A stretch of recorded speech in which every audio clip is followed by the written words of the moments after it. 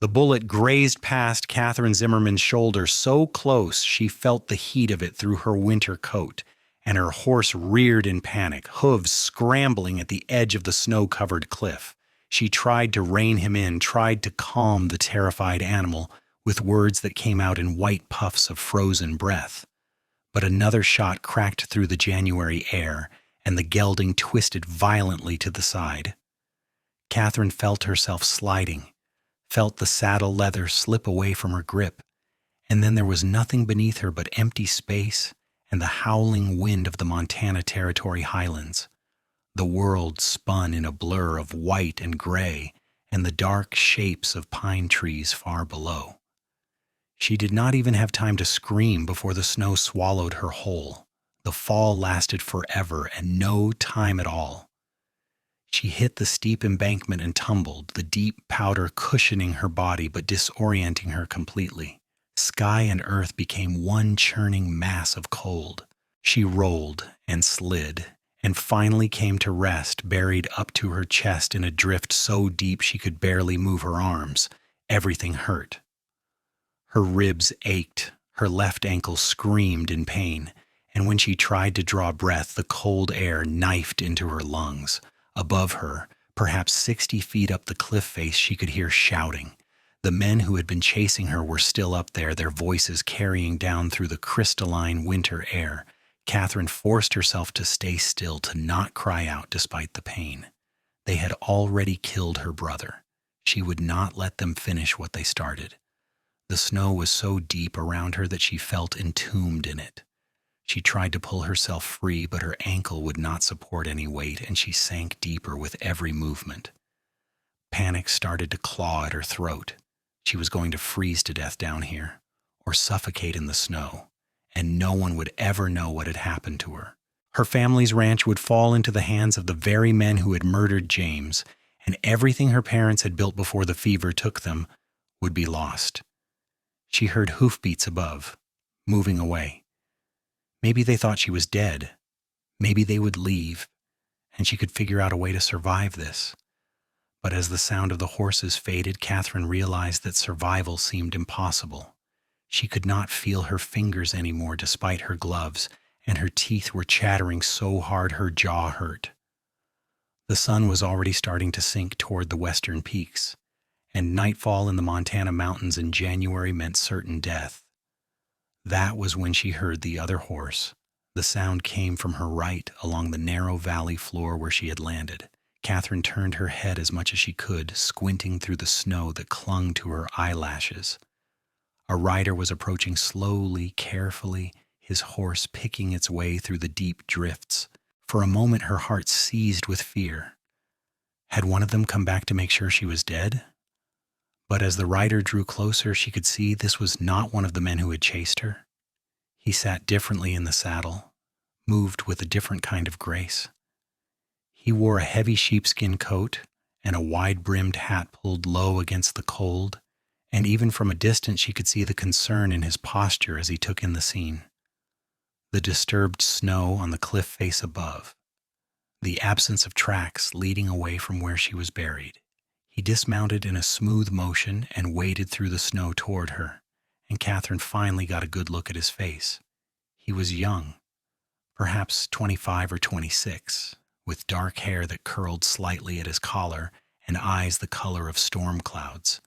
His face was weathered by sun and wind, but handsome in a rough way, with strong features and a jaw dark with several days of stubble. There was something solid about him, something that made her think of oak trees and stone foundations. "Easy now," he said, his voice low and calm. "I have got you. Are you hurt?" "My ankle," Catherine managed through chattering teeth. "I cannot walk." He nodded once, all business, and began digging her out of the snow with his gloved hands. He worked quickly but carefully, checking her limbs as he freed them. When he got to her left leg, she cried out despite herself, and he paused. "Broken?" he asked. "I do not know. It hurts terribly. We need to get you warm. There is a line shack about a mile from here. Can you hold on to me?" Before she could answer, he had lifted her out of the snow as though she weighed nothing at all. Catherine found herself pressed against his broad chest. her face tucked into the hollow of his throat where she could feel his pulse beating steady and strong. He carried her to his horse, a big bay gelding who stood patient as stone, and somehow managed to mount while still holding her. He settled her across his lap, wrapped his coat around both of them, and urged the horse forward. "What is your name?" he asked as they moved through the snow. "Catherine Zimmerman. Most people call me Catherine." "Nathan McAllister." "Where did you come from, Catherine Zimmerman? That is a hell of a fall you took." "I was running. There were men chasing me." The warmth of his body was starting to reach through her wet clothes, and with it came trembling so violent she could barely speak. "They killed my brother." She felt him tense against her. "When?" "This morning. At our ranch outside Shoshone City, Idaho. They wanted our land. James tried to fight them and they shot him." Her voice broke. I ran. I got on a horse and I just ran. I thought I could make it to Virginia City, get the marshal, but they followed me. They kept shooting and my horse panicked." "Shoshone City is 80 miles from here," Nathan said quietly. "You rode hard." "I did not know where else to go." He said nothing more, just held her tighter and kept the horse moving. Catherine closed her eyes and tried not to think about James lying in the ranch house, tried not to see his face as the blood spread across his shirt. He had been only 23, 2 years older than her, and he had tried so hard to keep their parents' dream alive after they died. Now he was gone and she was alone, and she did not even know if she had the strength to avenge him. The line shack appeared out of the growing darkness like a blessing. It was small and rough, built of logs chinked with mud, but it had a solid roof and a door that closed. Nathan dismounted with her still in his arms and kicked the door open. Inside it was dark and cold, but at least it was shelter from the wind. He set her down gently on the single bunk against the wall, then moved with swift efficiency to start a fire in the small iron stove. "We need to get you out of those wet clothes," he said without looking at her. "You will freeze otherwise. Do you have dry things?" Catherine shook her head. "I lost everything when I fell, my saddlebags, my rifle, everything." Nathan pulled off his sheepskin coat and then the heavy wool shirt beneath it, leaving him in just his union suit. He handed her the shirt. "Put this on. I will turn around." She wanted to protest, wanted to say she could manage, but her fingers would not cooperate and she was shaking too hard. "I cannot," she admitted, hating how weak she sounded. "My hands are not working." He turned back to her, and she saw no judgment in his gray eyes, only concern. "May I help you?" She nodded, not trusting her voice. He knelt beside the bunk and began unbuttoning her coat with gentle fingers. He worked slowly, methodically, and kept his eyes on what he was doing rather than on her. Catherine felt tears sliding down her cheeks and did not know if they were from cold or pain or the simple relief of being helped when she had thought she would die alone in the snow. He peeled away the wet layers and wrapped her in his dry shirt, which hung nearly to her knees. Then he pulled a blanket from the shelf above the bunk and tucked it around her. His movements were practiced, sure, and she wondered how many times he had dealt with situations like this. "The ankle," he said. "I need to look at it." She nodded again. He carefully lifted her left foot, and even through the blanket his touch made her gasp. He unlaced her boot with infinite patience and eased it off, then peeled away her wet stocking. The ankle was already swelling, turning purple and ugly. "Not broken," he said after a careful examination that made her bite her lip to keep from crying out, "but badly sprained. You will not be walking on it for a while." He wrapped it in strips of cloth torn from what looked like an old shirt, working with the same calm efficiency he had shown since finding her. The fire in the stove was starting to warm the small space, and Catherine felt some of the desperate cold beginning to leave her bones. But with the warmth came exhaustion so profound she could barely keep her eyes open. "Sleep," Nathan said, pulling the blanket higher. "You are safe now. I will keep watch." "Those men," she started, but he shook his head. "They are long gone. They think you are dead at the bottom of that cliff. And even if they came looking, they would not find this place in the dark." "How did you find me?" "I was hunting." I heard the shots and came to see what the trouble was. Lucky for you, I did." Lucky, Catherine thought as her eyes drifted closed. It did not feel like luck. James was still dead. She was still alone and injured with killers after her. But Nathan McAllister's presence felt like something solid in a world that had turned to chaos. And for now, that would have to be enough. She woke sometime in the night to find the shack lit by the orange glow of the stove, and Nathan sitting on the floor near the door, his rifle across his knees. He had put his coat back on and his hat was pulled low, but she could see his eyes were open and alert. Standing guard, just as he had promised. "You should sleep," she said softly. He turned his head toward her. "I have slept in worse places under worse circumstances. How do you feel?" "Like I fell off a cliff." She tried to smile, but it came out more like a grimace. "Thank you for saving me, for all of this. Anyone would have done the same." "No," Catherine said, thinking of the men who had killed her brother without hesitation. "Not anyone." Nathan was quiet for a long moment. Then he said, "Tell me about your brother." So she did. Lying there in the dark with the fire crackling and the wind howling outside, Catherine told him about James, about how he had been just 10 years old when their parents died of scarlet fever, but he had refused to let the ranch go, about how he had worked alongside her year after year, building the herd, improving the land, making something good out of the grief, about his laugh and his stubborn streak and the way he always sang off key when he thought no one was listening. "He sounds like a good man," Nathan said when she finished. He was, and they killed him for a piece of land. Anger burned through the grief, hot and bitter. The Harrison brothers. They have been trying to buy out every small rancher between Shoshone City and the mountains for the past year. Most people sell because they make it clear what will happen if you refuse, but James would not sell. He said our parents did not break their backs building that ranch just so we could hand it over to men like that. "I know of the Harrison brothers," Nathan said, and something in his voice made Catherine look at him more sharply. "Kurt and Wade Harrison. They have a spread near Virginia City. Or they say it is a ranch, but mostly they seem to make their money taking what belongs to other people." "You sound like you have personal experience." "My family had a ranch in Wyoming. Had being the important word. Men like the Harrisons burned us out 5 years ago. My father tried to fight them and they killed him for it.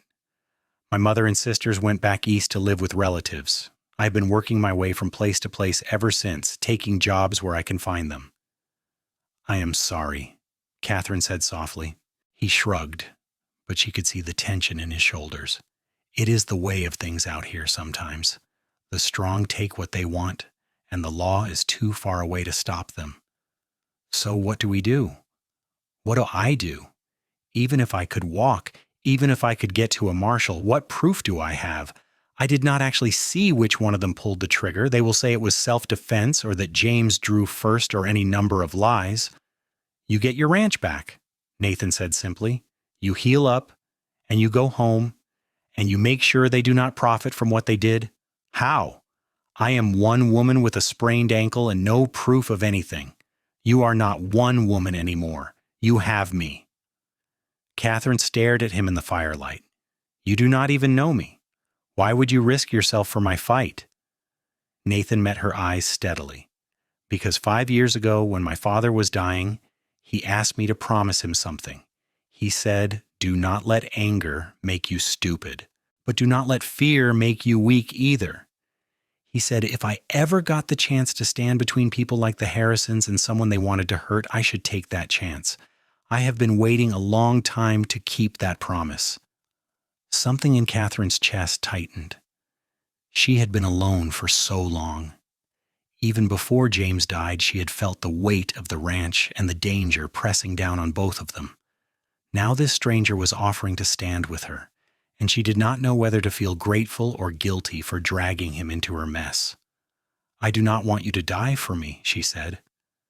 "Then we will just have to make sure neither of us dies," Nathan replied. "Now sleep. We have a long road ahead of us." This time when Catherine closed her eyes, she felt something she had not felt since James died that morning. Not hope exactly, but maybe the possibility of it. The storm came in during the pre-dawn hours, howling down from the peaks with snow so thick Nathan could barely see his horse when he went out to tend to the animals. He brought both horses into the lean to attach to the shack, crowding them in where they would be protected from the worst of the wind, and made sure they had feed from the small store kept at the line shack. When he came back inside, his coat and hat were white with snow, and Catherine was awake, sitting up on the bunk with the blanket wrapped around her shoulders. "How bad?" she asked. "Bad enough. We are not going anywhere today, maybe not tomorrow either." She nodded, accepting this, and he was glad she did not argue. In truth, she looked terrible. Her face was pale except for 2 bright spots of color on her cheeks that worried him, and she was holding herself too carefully, as though everything hurt. He went to her and placed the back of his hand against her forehead. "You're burning up." "I feel cold." "That is the fever. Lie back down." He got her settled, and then dug through the supplies in the shack, finding a tin of beans and some coffee and a small pouch of jerky so old it was practically leather. Not much, but enough to keep them going for a few days if they were careful. He made coffee and heated the beans over the stove, and managed to get Catherine to eat a few spoonfuls even though she said she was not hungry. "You need to keep your strength up," he told her. "Your body is fighting off the cold and the injuries. It needs fuel." "Are you always this bossy?" "Only when I'm trying to keep foolish women from dying after they fall off cliffs." "I did not fall. I was shot at." "You fell after being shot at. The distinction seems minor." Despite everything, Catherine laughed. It turned into a cough that made her wince and clutch her ribs, but it was still a laugh. Nathan felt something ease in his chest. If she could laugh, she was not giving up. The storm raged all through that day and into the night. Nathan kept the fire going and changed the wrapping on Catherine's ankle and tried not to think about what they would do when the limited supplies ran out. She drifted in and out of sleep, sometimes mumbling things that did not make sense. Fever dreams. He sponged her forehead with melted snow and made her drink water whenever she was conscious enough to swallow.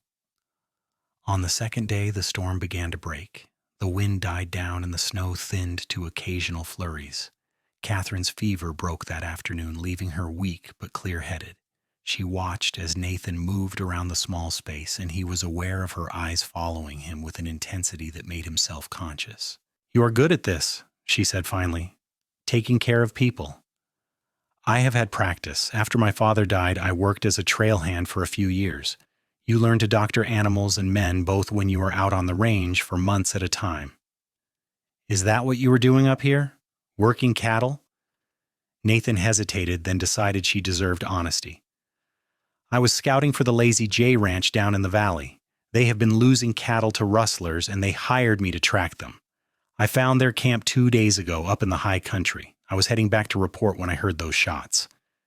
"Did you find out who the rustlers were working for?" "I have a good idea. The cattle were being rebranded with the double H mark." Catherine's expression hardened. "Harrison." "That would be my guess. They steal cattle from the small ranchers, rebrand them, and add them to their own herd. It is a good business if you have no conscience. We have to stop them." "We will. But first we get you back on your feet." Nathan crouched beside the bunk. "Can I look at your ankle?" She nodded, and he unwrapped the bandage carefully. The swelling had gone down considerably, and the bruising, while still ugly, was starting to fade at the edges. Good signs. He pressed gently along the bone, and she did not cry out, just gritted her teeth. "Better," he said. "Give it another few days and you should be able to put some weight on it. We will need to make you a crutch." "A crutch?" "Nathan, I need to be able to ride. We have to get back to Shoshone City." "And we will. But not until you can sit a horse without passing out from pain. Pushing too hard too fast will just make it worse." She looked like she wanted to argue, but finally nodded. "You are probably right. It is just hard to sit here when I know what is happening back home. The Harrisons will be claiming the ranch, saying I am dead or ran off. By the time we get back, they might have sold off all the stock. Let them think you are dead. It gives us an advantage. How? Nathan sat back on his heels, thinking. They believe they got away with it. That makes them careless. And if they think there is no one to challenge their claim, they will not be expecting trouble. We can use that. What did you have in mind? First, we get you healed. Then we go back to Shoshone City quietly. We gather evidence, and we find people willing to testify about the Harrison brothers' methods. Small ranchers who sold out because they were afraid, or cowhands who saw things they should not have. There have to be people willing to talk if they know someone is finally going to stand up to the Harrisons. And what if talking is not enough? What if no one will testify? Nathan met her eyes. Then we make sure the Harrisons understand that your ranch is not for sale at any price, and that there are consequences for murder. Something passed between them in that moment, an understanding. Catherine nodded slowly. Thank you, she said, for not treating me like I am helpless. A lot of men would tell me to go back east, to let this go and start over somewhere safe. Are you helpless? No. Then I would be a fool to treat you like you are. Nathan stood and moved back to the stove. Besides, you rode 80 miles through a January snowstorm with killers on your tail and survived a 60-foot fall. I have seen plenty of men who could not do that. Over the next 3 days, Catherine healed. The fever did not return, and the swelling in her ankle continued to go down. Nathan fashioned a crutch from a sturdy branch and helped her practice moving around the small shack. At first, she could only manage a few steps before the pain made her stop, but by the 4th day, she could make it from the bunk to the stove and back without too much difficulty. They talked while they waited. Catherine told him about growing up on the ranch, about learning to rope and ride before she learned to read, about the way the mountains looked at sunrise and the sound of the creek that ran through their property. Nathan told her about Wyoming, about his family, and the life they had lost. They discovered they were both 21. Born in the same year, though half a continent apart. They found they liked the same things, simple things like strong coffee and the smell of pine trees and the satisfaction of a hard day's work. What Nathan did not tell her was how much he liked the sound of her laugh, or the way the firelight caught gold in her brown hair, or how when she looked at him with those serious hazel eyes, he felt like she could see straight through to his bones. He did not tell her that sometimes when she was sleeping, he watched her breathe and felt grateful to whatever force had sent him up that mountain at exactly the right moment. On the morning of the 5th day, Nathan judged her ready to travel. The weather had cleared and the temperature had risen enough that the snow would not be actively dangerous. Catherine could sit a horse if they went slow and stopped often, and every day they waited was another day for the Harrison brothers to consolidate their hold on her ranch. They left the line shack at first light. Nathan helped Catherine mount his bay gelding and then climbed up behind her, settling her against his chest the same way he had that first day. She fit there like she belonged, her head tucked under his chin, and Nathan tried not to think about how right that felt. The ride down from the high country took most of the day. They stopped frequently to rest Catherine's ankle and to let the horse navigate the treacherous snow-covered trail. By the time they reached the valley floor, the sun was setting and Catherine was pale with exhaustion. There is a homestead about 2 miles from here, Nathan said. The Johnson family, good people. We can spend the night there and get some proper food into you. But when they reached the Johnson place, they found the house dark and empty. Not abandoned, Nathan realized, as he helped Catherine down. Recently emptied. There was still wood stacked by the door and curtains in the windows, but no smoke from the chimney and no livestock in the corral. Where did they go? Catherine asked. Nathan walked around the property, reading the signs, wagon tracks in the snow heading east, no signs of violence or struggle. They left in a hurry, but they left voluntarily, probably heading for the train station in Virginia City. Let me guess, they sold their land to the Harrison brothers. That would be my assumption. They spent the night in the empty house anyway. It was warmer than the line shack, and there was a proper bed that Nathan insisted Catherine take while he slept on the floor. In the morning, they found a few supplies the Johnson family had left behind, enough for a decent breakfast. As they ate, Catherine asked, "How many families have they driven out? How much land do they control now? I do not know exactly, but from what I have heard, they own or control most of the range between Virginia City and Shoshone City. That is a lot of territory. So they are not just thieves and killers? They are building an empire. Seems that way. Catherine set down her coffee cup. Then we are not just fighting for my ranch. We are fighting for everyone they have hurt. One thing at a time, Catherine. First, we secure your property and make sure they face justice for James. Then we can worry about the bigger picture. But even as he said it, Nathan knew it was not that simple. Men like the Harrison brothers did not operate in a vacuum.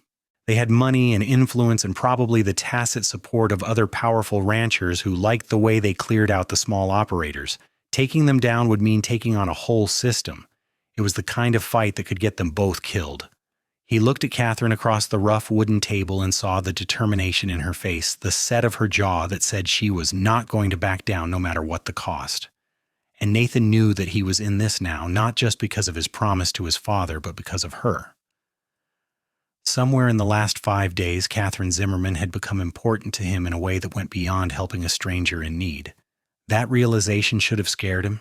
Instead, it felt like the most natural thing in the world. They reached the outskirts of Shoshone City late the next afternoon. It was a small town, maybe 300 people built along both sides of a single main street with the railroad depot at one end and the church at the other. Nathan had been through here once before, years ago, but he did not remember much about it. We cannot just ride in, Catherine said as they looked down at the town from a small rise.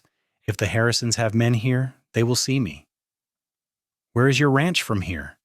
5 miles north, up the creek road. Then we circle around and come at it from the back, see what the situation is before we make any moves. They took a long route around the town, staying in the tree line and moving slowly to avoid attracting attention. By the time they reached the creek that marked the southern boundary of Catherine's property, full dark had fallen. They left the horse tied in a copse of cottonwoods and made their way forward on foot. Catherine insisted on coming despite her ankle, leaning heavily on her crutch and on Nathan's arm. The ranch house came into view as they crested a small hill. Lights burned in the windows and smoke rose from the chimney. There were horses in the corral, at least 6 of them, more than Catherine and James had ever owned.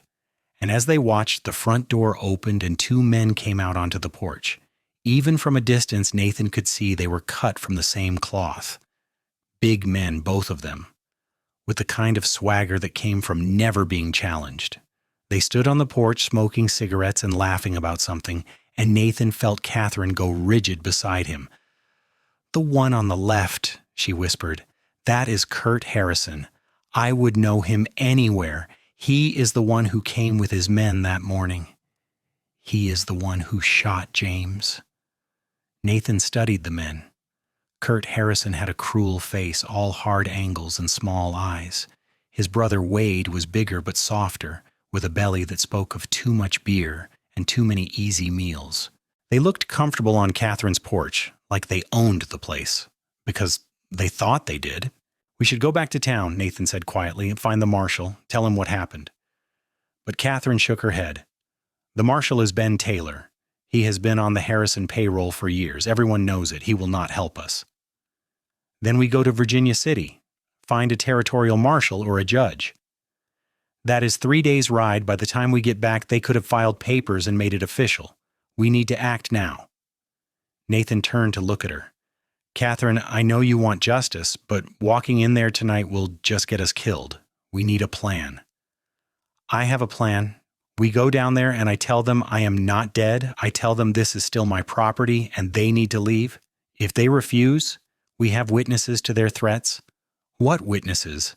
"It is just us." "Then we make them confess. You said yourself that men get careless when they think they have won." "I also said we needed to be smart about this." They glared at each other in the darkness, and Nathan could feel her frustration like heat coming off a stove. She wanted blood. She wanted to march down there and confront the men who had killed her brother and taken her home. And Nathan understood that impulse he did, but he also knew it would be suicide. "Wait here," he said finally. "I am going to get closer. See how many men they have, what kind of weapons they are carrying. Then we will decide what to do." "Nathan, Please, trust me." She held his gaze for a long moment, then nodded reluctantly. Nathan squeezed her hand once, then melted into the darkness, moving low and quiet toward the ranch house. He had learned to move silently during his years on the trail, and those skills served him well now. He circled around to approach the house from the blind side, keeping to the shadows. There were indeed 6 horses in the corral, which likely meant 6 men, too many to take head-on, especially when they were inside a fortified position. As Nathan crept closer, he could hear voices through the window. He eased up to the wall and peered in through a gap in the curtains. The room was the ranch house parlor, furnished simply but comfortably. Kurt and Wade Harrison sat at the table with 4 other men, cards and money spread out between them. A poker game. Empty bottles suggested they had been drinking for a while. "I still say we should have made sure about the girl," one of the men was saying. "What if she survived that fall?" "Nobody survives a fall like that into rocks and snow," Kurt replied, tossing coins into the pot. "She is dead. And even if by some miracle she lived, where is she going to go? She has got no proof of anything.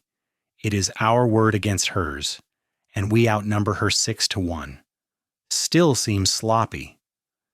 You want to go look for a body in snowdrifts 8 feet deep, be my guest. Me, I'm happy to file the papers and be done with it." Marshal Taylor already agreed to testify that the property was abandoned. By this time next week, the Zimmerman Ranch will be part of the Double H officially. Wade Harrison laughed. "Easiest money we ever made? 1 bullet and we got 1,500 acres of prime grazing land plus water rights." 2 bullets, Kurt corrected. "Do not forget the brother." More laughter. Nathan felt his hands curl into fists. These men were casually discussing murder over a card game, treating it like it was nothing more than a business transaction. And they felt completely safe because they had the law in their pocket. Nathan backed away from the window and returned to where Catherine was waiting. She looked up at him with desperate hope. 6 men, he reported, all armed. They have been drinking, but they are not drunk. And they were just talking about filing papers on your property. The marshal is going to testify it was abandoned." Catherine's face crumpled. "Then it is over. We cannot fight 6 men and a corrupt marshal." "Not tonight, we cannot. But there are other options." "Like what?" Nathan thought fast. "Virginia City. We ride through the night and get there by morning, file our own claim with the Territorial Land Office before they can file theirs. Get your testimony on record about what happened to James. Once it is official that you are alive and contesting their claim, they cannot just sweep this under the rug." "But you said it was 3 days' ride." "That is taking it slow and easy. If we push hard and change horses in Bannock, we can make it in 15 hours. It will not be comfortable and your ankle is going to hate you. But we can do it." Catherine looked back at the ranch house, at the lights burning in her family's home while strangers laughed about murdering her brother. Then she looked at Nathan. "Let us ride," she said. They rode through the night like the devil himself was chasing them. Nathan set a brutal pace, pushing the bay gelding as hard as he dared. Catherine rode in front of him, her teeth gritted against the pain every time the horse's gait jarred her injured ankle. But she did not complain, did not ask him to slow down. She just held on and endured. They reached Bannock just before dawn. Nathan knew a stable owner there who owed him a favor, and he called it in, trading their exhausted horse for 2 fresh mounts. They paused only long enough to water the horses and buy bread and jerky from a baker who was just opening his shop. Then they were off again. The sun rose over the mountains, and the day warmed slightly. Catherine swayed in her saddle with exhaustion, but stayed upright. Nathan rode beside her now rather than behind her, watching her closely for signs she was about to collapse. But she kept going. It was mid-afternoon when Virginia City finally came into view. It was much bigger than Shoshone City, a real town with multiple streets and brick buildings and honest-to-God boardwalks. The Territorial Land Office was on the main street, a solid building with bars on the windows and official notices posted by the door.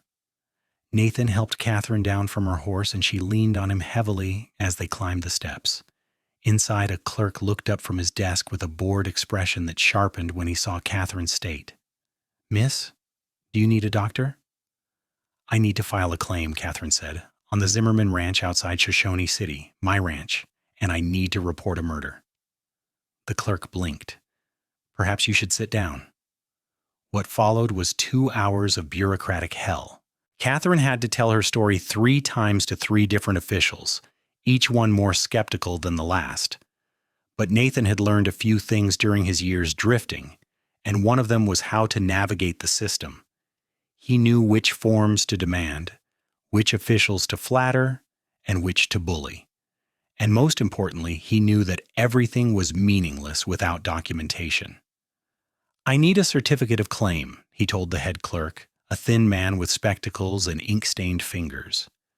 Showing that Catherine Zimmerman filed on January 28, 1886, asserting her ownership of the property originally deeded to Samuel and Margaret Zimmerman and inherited by their children James and Catherine upon their deaths, and I need a receipt for the filing fee. "The fee is $5. Here." Nathan slapped the coins on the counter. The clerk prepared the documents with agonizing slowness, writing everything out in careful script, but finally it was done. Catherine signed her name at the bottom, and the clerk stamped it with an official seal. "This certifies that Miss Zimmerman has filed a claim," the clerk said, "but it does not resolve the question of ownership if there is a competing claim." "Which is why we also need to speak to a territorial marshal," Nathan said, "about the murder of James Zimmerman." "Marshal's office is next door." The marshal turned out to be a grizzled man in his 50s named Tom Crawford. Unlike Marshal Taylor in Shoshone City, Crawford had the look of a man who took his job seriously. He listened to Catherine's story without interrupting, his weathered face growing grimmer with each detail. "Kurt and Wade Harrison," he said when she finished. "They have been on my list for a while. Nothing I could prove, but too many complaints for it all to be coincidence." "So you will investigate?" Catherine asked. "I will, but understand it is not going to be quick. I need to go to Shoshone City, interview witnesses, build a case. That takes time." "We do not have time. They are filing papers right now to claim the ranch as abandoned property." Crawford looked at the certificate she held. "Well, that paper says different. You have filed your claim and made your report. That is going to make it a lot harder for them to just take what they want. In the meantime, my advice is to go somewhere safe and let me do my job." "That ranch is my home," Catherine said quietly. "I'm not abandoning it again." The marshal studied her for a long moment. "You planning to go back there?" "Yes."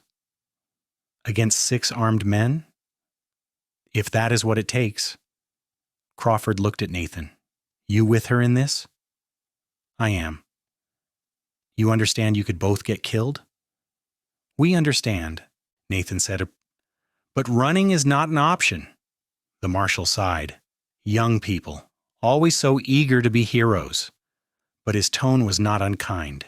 He stood and took a gun belt down from a peg on the wall. "Tell you what, I was planning to head out to Shoshone City anyway to check on some things. I will ride with you. 3 is better than 2 if it comes to a fight.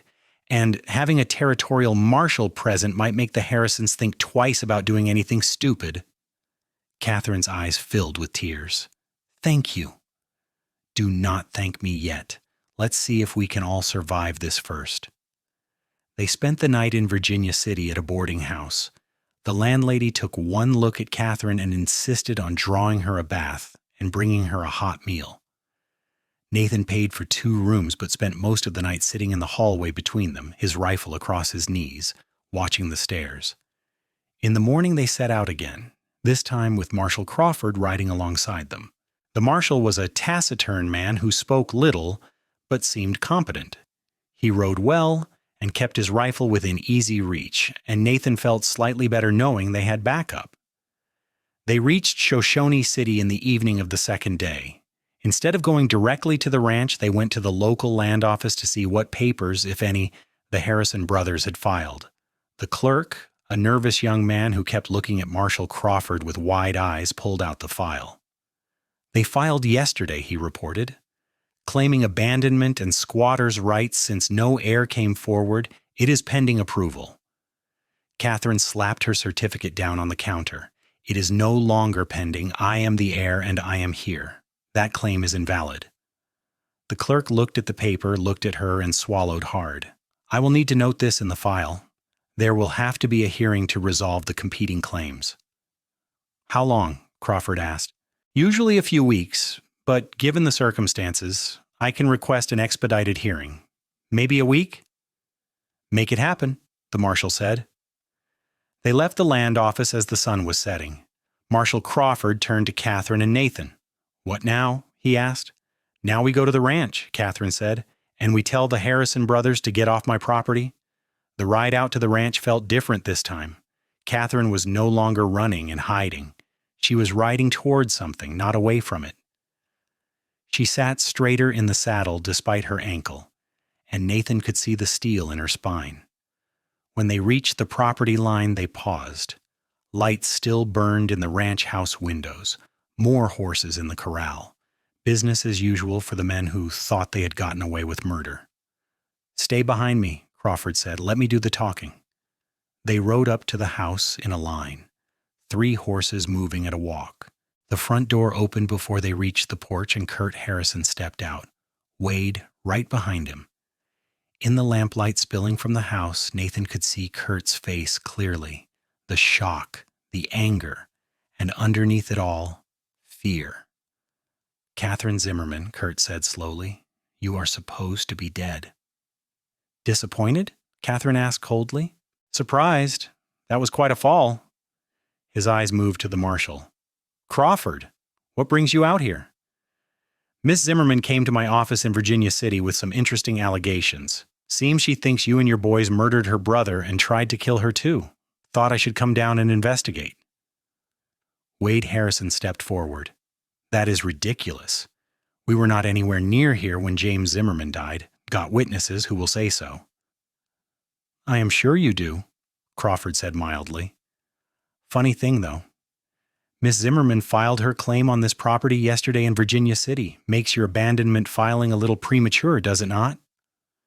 Kurt's face flushed dark red. She ran off. Left the property unattended. That makes it fair game.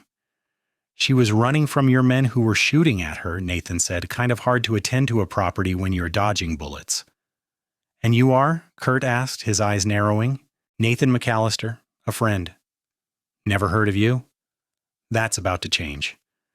Kurt took a step forward and Nathan saw his hand drift toward the gun on his hip. But Crawford cleared his throat. Would not do that if I were you, Harrison. Threatening a witness and a territorial marshal is a good way to find yourself in a cell.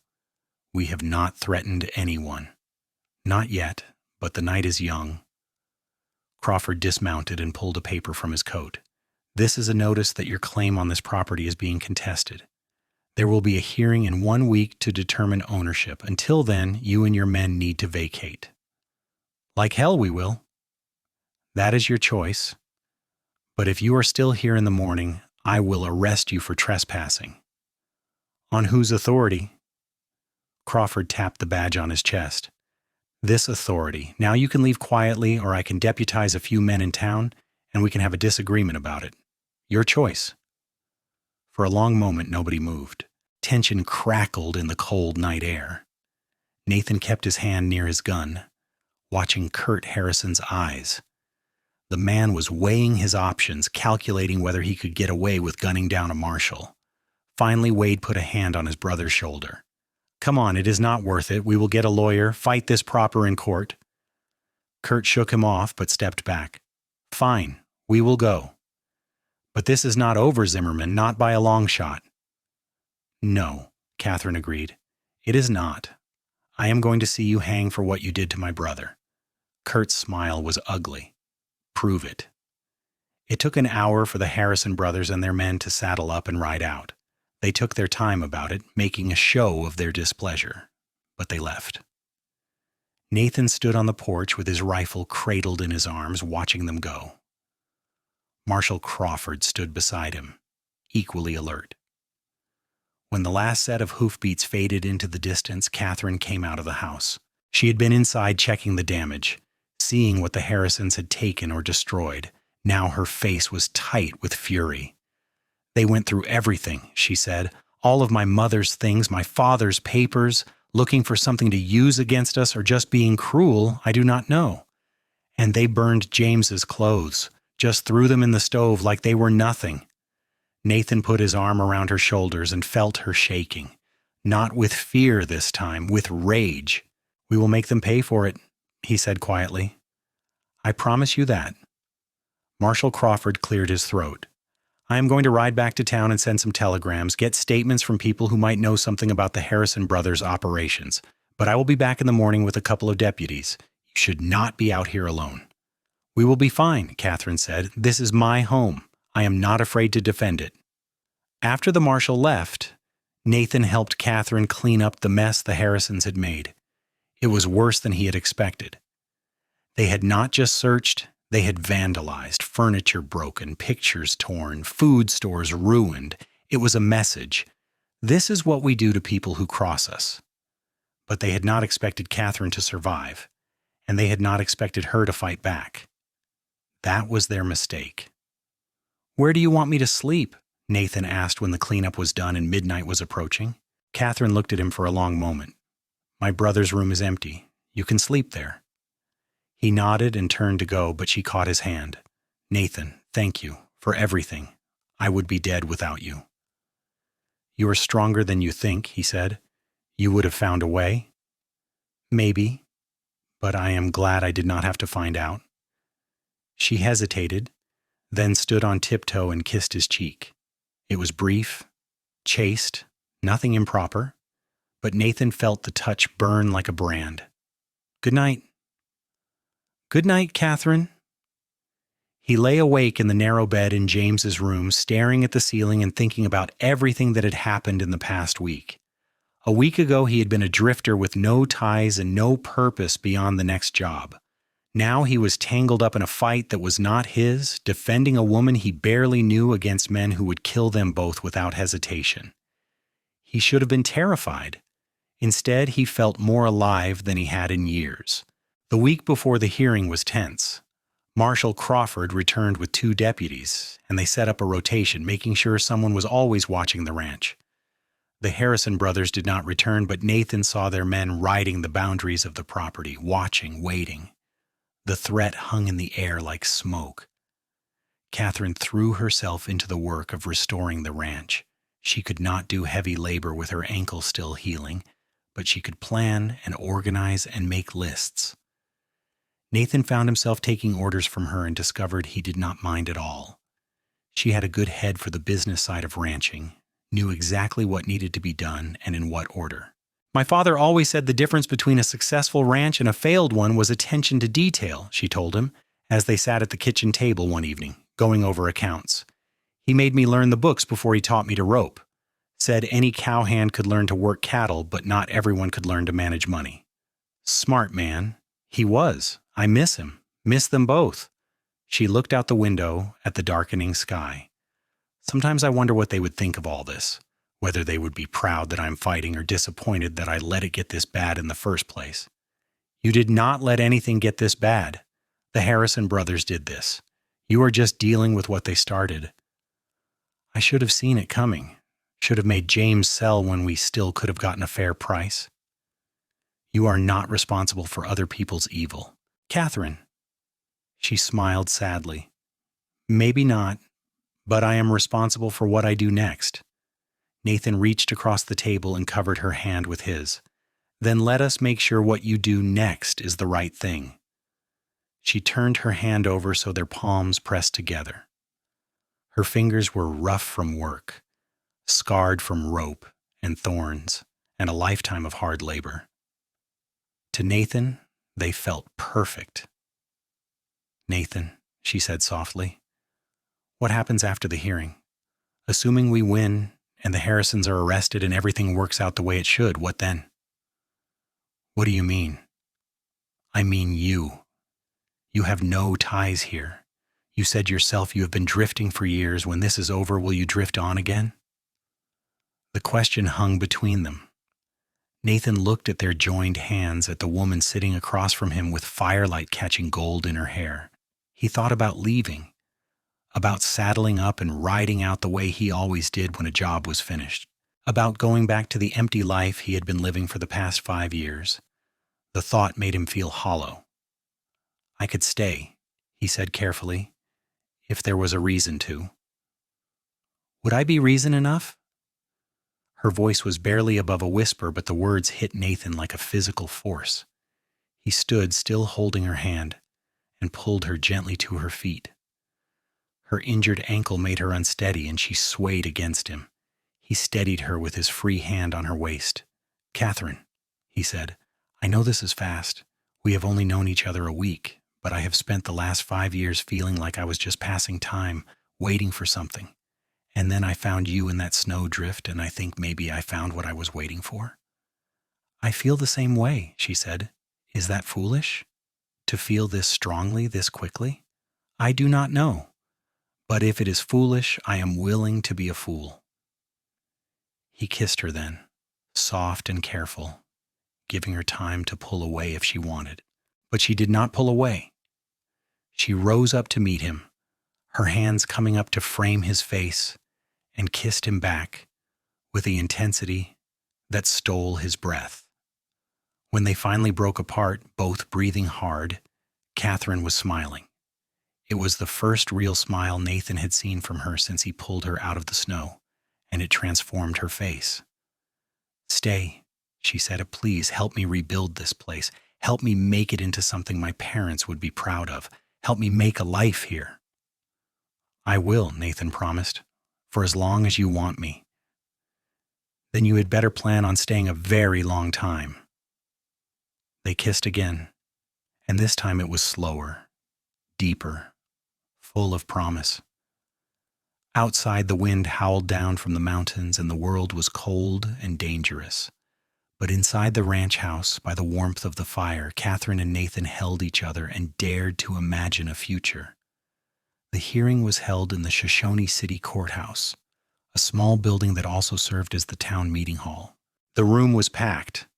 Word had spread about the conflict between Catherine Zimmerman and the Harrison brothers, and it seemed like half the county had turned out to watch. Catherine sat at one table with Nathan beside her and Marshall Crawford standing behind them.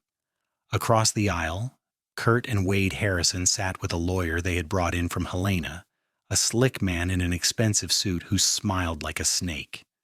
The judge was an older man named Samuel Morton, circuit judge for this part of Montana Territory. He had a reputation for being fair but harsh, which Nathan hoped would work in their favor. "This hearing is to determine ownership of the property known as the Zimmerman Ranch," Judge Morton began. "Miss Zimmerman asserts her claim as heir to her parents' property. The Harrison brothers assert a claim of abandonment and squatters' rights. Each side will present their case and I will make a determination.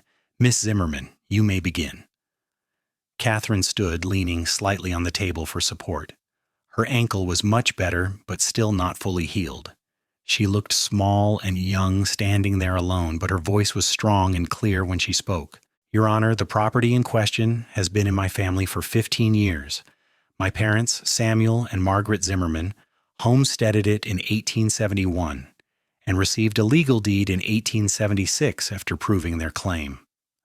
When they died in 1881, the property passed to their children, myself and my brother James. We have worked that ranch continuously for the past 5 years. It has never been abandoned." "Yet you were not on the property when the Harrison brothers filed their claim," the lawyer said, standing. "Where were you, Miss Zimmerman?" "I was running for my life from men who had just murdered my brother." A murmur went through the crowd. The lawyer held up a hand. "Allegedly murdered. You have provided no proof of this claim." "I saw it happen. I was there." "So you say. But there were no other witnesses, were there? And you fled the scene rather than reporting the crime." "I fled because they were shooting at me." Judge Morton banged his gavel. "Order! Miss Zimmerman, please confine yourself to answering the questions asked." Catherine took a breath and nodded. The lawyer circled like a shark. "Is it not true, Miss Zimmerman, that you and your brother were in financial difficulty? That you owed money to several creditors?" "We had some debts, yes, all ranchers do, but we were managing them." "Managing them, I see." The lawyer pulled out a paper. I have here a letter from the Shoshone City Bank indicating that you were 3 months behind on a loan payment. We were waiting for the spring sale to pay it off. Or perhaps you saw an opportunity. Perhaps you knew the Harrison brothers were interested in your property. Perhaps you and your brother staged this entire thing, faked his death, hid yourself, and now you are trying to claim both the ranch and compensation for a murder that never happened. The courtroom erupted. Nathan was on his feet before he knew he was moving. "That is a damned lie," he shouted. The gavel banged again. "Sit down, sir, or I will have you removed." Nathan sat, but his hands were clenched into fists. Across the aisle, Kurt Harrison was smiling. Marshal Crawford stood. "Your Honor, if I may, I have conducted an investigation into the death of James Zimmerman. I visited the ranch and found evidence consistent with Miss Zimmerman's story. Bullet holes in the walls, blood on the floor, signs of a struggle. Additionally, I have taken statements from 3 ranch hands who were working for the Harrison brothers at the time. They have testified under oath that Kurt Harrison ordered them to ride to the Zimmerman ranch on the morning of January 18th and handle the problem. When they arrived, James Zimmerman was already dead and Miss Zimmerman was fleeing." The lawyer waved dismissively. "Hearsay. None of these ranch hands claim to have witnessed the actual shooting." "No, but they witnessed the aftermath. And they witnessed Kurt Harrison boasting about it afterward." Now it was the Harrison brothers' turn to look uncomfortable. Their lawyer conferred with them in whispers, then stood again. "Your Honor, I move to dismiss these allegations as irrelevant to the question of property ownership." "Denied," Judge Morton said. "The circumstances of Miss Zimmerman's absence from her property are directly relevant. Continue, Marshal." Crawford pulled out a notebook. "I also interviewed several other ranchers in the area. Over the past 18 months, 12 families have sold their property to the Harrison brothers. Of those 12, 8 reported being threatened or intimidated prior to selling, 3 reported acts of vandalism on their property, and 2 reported that family members were assaulted by men they believed worked for the Harrisons." "Believed," the lawyer pounced. "Believed, but could not prove." "Could not prove because witnesses were afraid to testify. But they are not afraid anymore, Your Honor. Not now that someone finally stood up to the Harrisons. I have 6 ranchers outside this courtroom right now, ready to testify about what they experienced." Judge Morton looked at the Harrison brothers, his expression unreadable. "I think I would like to hear from these witnesses. Bailiff, bring them in." What followed was 2 hours of damning testimony. One by one, ranchers and their families took the stand and told stories of threats and violence, of livestock killed and barns burned, of offers that were not really offers at all but ultimatums. The pattern was clear and consistent. The Harrison brothers wanted land, and they were willing to do whatever it took to get it. Through it all, Kurt and Wade Harrison sat stone-faced, but Nathan could see the cracks forming. Their lawyer tried to discredit the witnesses, but there were too many of them, their stories too similar. Finally, Judge Morton called for a recess. "I will hear closing arguments after lunch," he announced. During the break, Nathan and Catherine stood outside the courthouse with Marshal Crawford. Catherine was pale, but composed. "We have them," she said. "We actually have them." "Do not count your chickens yet," Crawford warned. "They still have not proven murder. Best we can hope for is that Morton rules in your favor on the property and issues an arrest warrant for investigation." "That is enough," Catherine said. "If we win the property, everything else follows." Lunch was a tense affair. Nathan could not eat. His stomach too knotted with anxiety. He kept thinking about all the things that could still go wrong. A judge who decided property rights trumped allegations of violence, a technicality that invalidated Catherine's claim, a dozen other possibilities that would leave them right back where they started. When they reconvened, the courtroom was even more packed than before. Judge Morton took his seat and surveyed the room with stern eyes. "I have considered the evidence presented by both sides," he began, "and I have reached a decision. In the matter of property ownership, I find that Catherine Zimmerman has clearly established her claim as heir to the Zimmerman Ranch. The abandonment claim filed by the Harrison brothers is invalid as Miss Zimmerman's absence was the result of duress, not voluntary abandonment. The property is hers, free and clear." Catherine sagged against Nathan, relief flooding through her. But the judge was not done. Furthermore, I am deeply troubled by the allegations and evidence presented regarding the Harrison brothers' conduct. While this hearing does not have the authority to determine guilt in a criminal matter, I am issuing a warrant for the arrest of Kurt and Wade Harrison on suspicion of murder, intimidation, and conspiracy to commit fraud. Marshal Crawford, please take them into custody. The courtroom exploded. The Harrison brothers were on their feet, their lawyer protesting loudly. But Crawford and his deputies were already moving, hands on their guns. "Do not make this harder than it has to be," Crawford said. For a moment, Nathan thought they would fight. Kurt Harrison's hand twitched toward his gun and the whole room held its breath. But Wade grabbed his brother's arm and shook his head. They had lost, and they knew it. The deputies led them out in handcuffs while the crowd watched in stunned silence. As they passed Catherine, Kurt turned his head and met her eyes. "This is not over," he said quietly. "You think you won, but you have just made enemies you cannot afford to have." "I think it is over," Catherine replied. "You killed my brother. Now you are going to pay for it." Kurt smiled, cold and empty. "We will see." Then he was gone, out the door and into a wagon that would take him to jail in Virginia City. The crowd began to disperse, talking excitedly. Several people came up to congratulate Catherine, other ranchers who were grateful someone had finally stood up to the Harrisons. Nathan stood back and watched her handle it all with grace and strength. This woman who had fallen off a cliff a week and a half ago, who had nearly died in the snow, who had ridden through a blizzard and faced down her brother's killers, she was remarkable. And Nathan knew with absolute certainty that he was in love with her. When the last well-wisher had left, Catherine turned to him with tears streaming down her face. "We did it," she whispered. "We actually did it." Nathan pulled her into his arms and held her while she cried, not tears of sadness, but of relief and release. All the fear and anger and grief of the past weeks pouring out of her in great shaking sobs. He held her through it all, his cheek pressed to the top of her head, and felt his own eyes burning. "You did it," he corrected gently. "I just helped." "No," she said fiercely, pulling back to look at him. "We did it together, and we are going to rebuild that ranch together. Make it into something amazing if you still want to." "I want to," Nathan said, "more than anything." She kissed him right there in the courthouse, in front of God and anyone who cared to look. And Nathan kissed her back, pouring everything he felt into it, love and promise and hope for a future they would build together. The next months were a blur of hard work and slow healing. The trial of the Harrison brothers was held in Virginia City in March.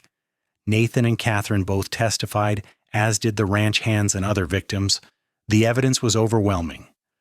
Kurt Harrison was convicted of murder and sentenced to hang. Wade was convicted as an accessory and sentenced to 20 years in prison. Nathan was there in the courtroom when the sentences were read. He watched Kurt Harrison's face as the judge pronounced the word hang, and saw no remorse there, only rage. But it did not matter anymore. Justice had been served, and James Zimmerman could rest in peace. Back at the ranch, spring brought new life. Catherine's ankle healed completely, leaving only a slight stiffness when the weather turned cold. She threw herself into the work of rebuilding, and Nathan worked alongside her. They hired 2 ranch hands, good men who had been blacklisted by the Harrison brothers and were grateful for the work. Together they repaired fences, rounded up scattered cattle, and started planning for the future. Nathan officially filed on an adjoining parcel of land in April, homesteading his own 160 acres that shared a border with Catherine's property. It was a formality more than anything. He spent every night at Catherine's ranch house in the bedroom that had been her parents'. But having his own land meant they were partners, not charity cases. In May, on a warm evening with the last snow finally melted from the peaks, Nathan asked Catherine to marry him. They were sitting on the porch watching the sun set over the mountains, tired from a long day of work and content in each other's company. "Marry me," he said, not making it a question. Catherine turned to look at him, surprise and joy blooming across her face. Are you asking or telling me? Asking, definitely asking. Will you marry me, Catherine Zimmerman? Yes, she said simply. Yes, I will marry you, Nathan McAllister. They were married in June by the circuit preacher, with Marshal Crawford and his wife standing as witnesses. It was a small ceremony held at the ranch, nothing fancy, but it was perfect. Catherine wore a simple dress and wildflowers in her hair. Nathan wore his best shirt and a tie that he kept having to adjust because it felt like it was choking him. When the preacher pronounced them husband and wife, Nathan kissed his bride and felt like the luckiest man alive. This woman, who had fallen into his life by chance or fate or divine intervention, this woman who had survived the impossible and fought for what was hers, this woman who had chosen him, of all people, to stand beside her. The ranch prospered over the next year. Catherine's head for business combined with Nathan's experience made them a formidable team. They paid off the bank loan and bought more cattle. They built a new barn to replace the one the Harrisons had damaged. They planted a garden, and Catherine canned vegetables for the winter, and Nathan built furniture for their home. In the spring of their second year together, Catherine told Nathan she was pregnant. He picked her up and spun her around, laughing with pure joy, and she laughed with him. Their son was born in December of 1887, during the first big snowstorm of the winter. They named him James, after her brother, and Samuel, after her father. Nathan held his son for the first time and felt something in his chest crack wide open. This tiny, perfect human who existed because he had been in the right place at the right time, because he had heard shots on a mountain and decided to investigate.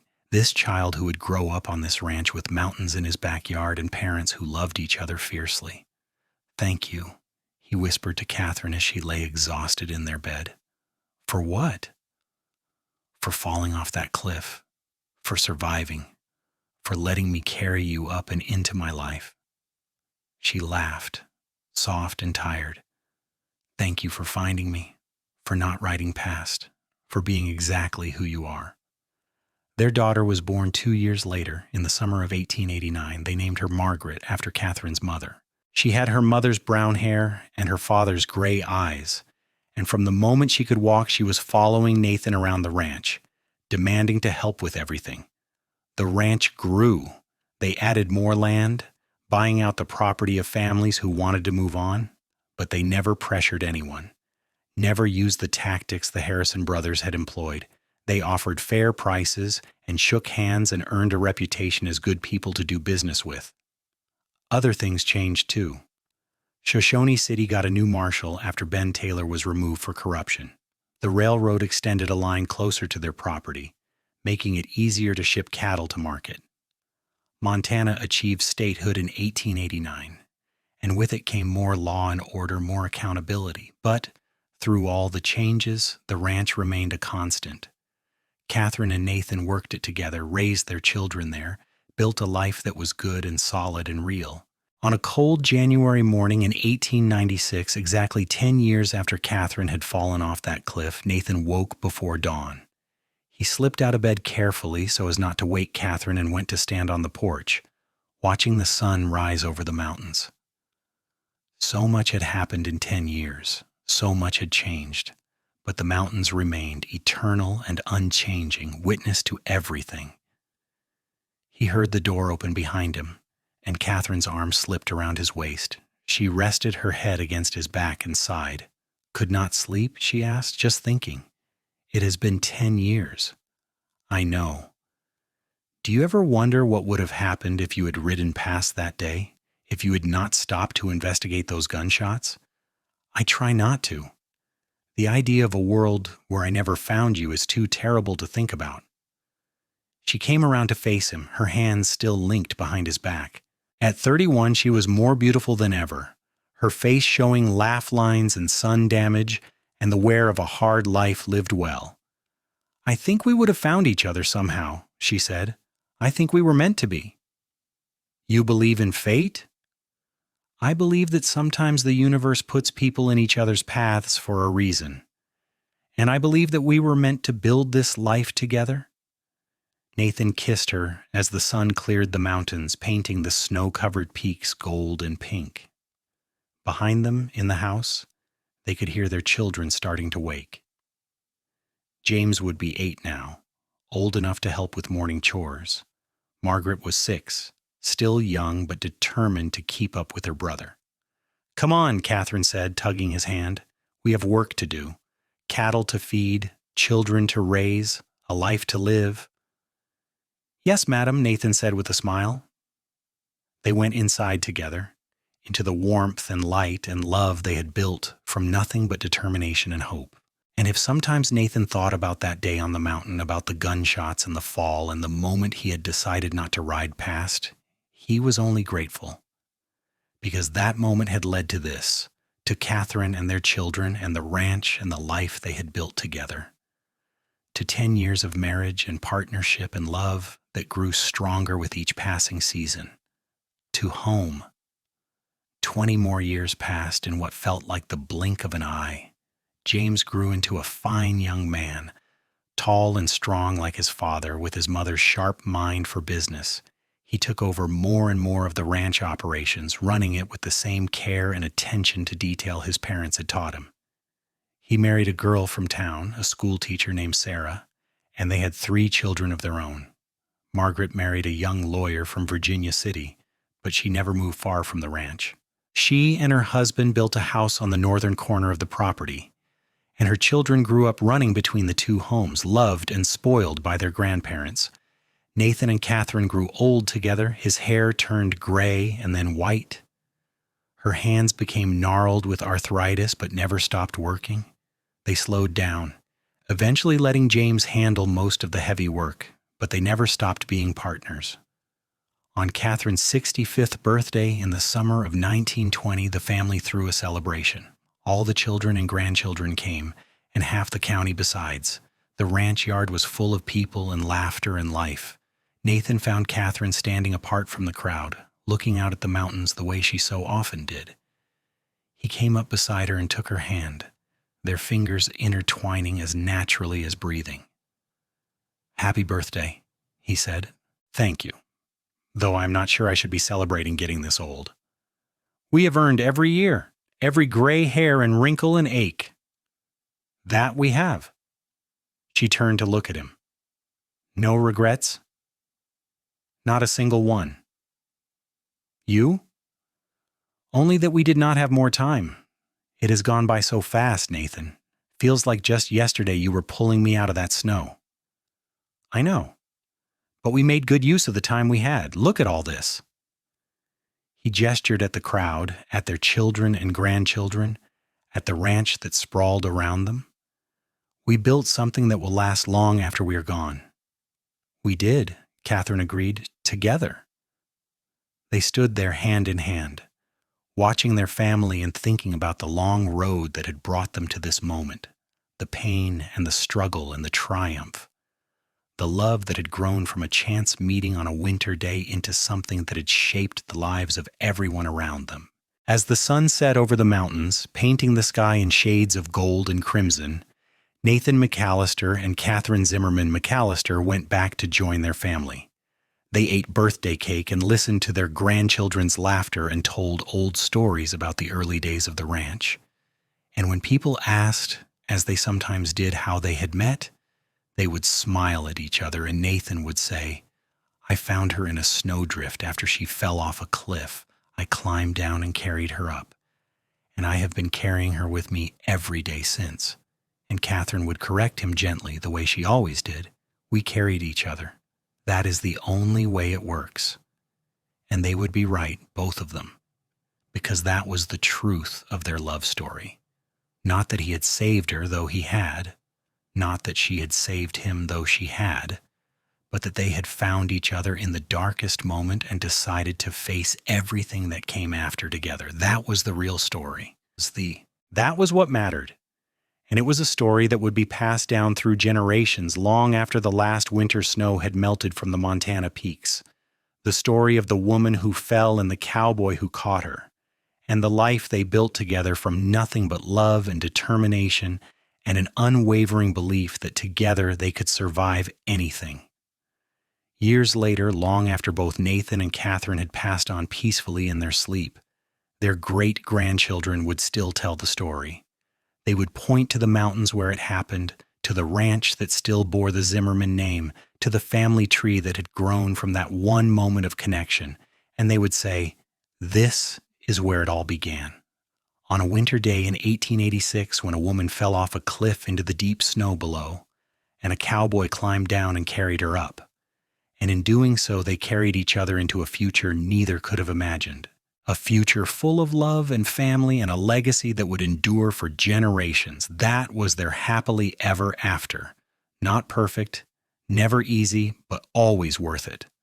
Always together. And in the end, that was all that mattered.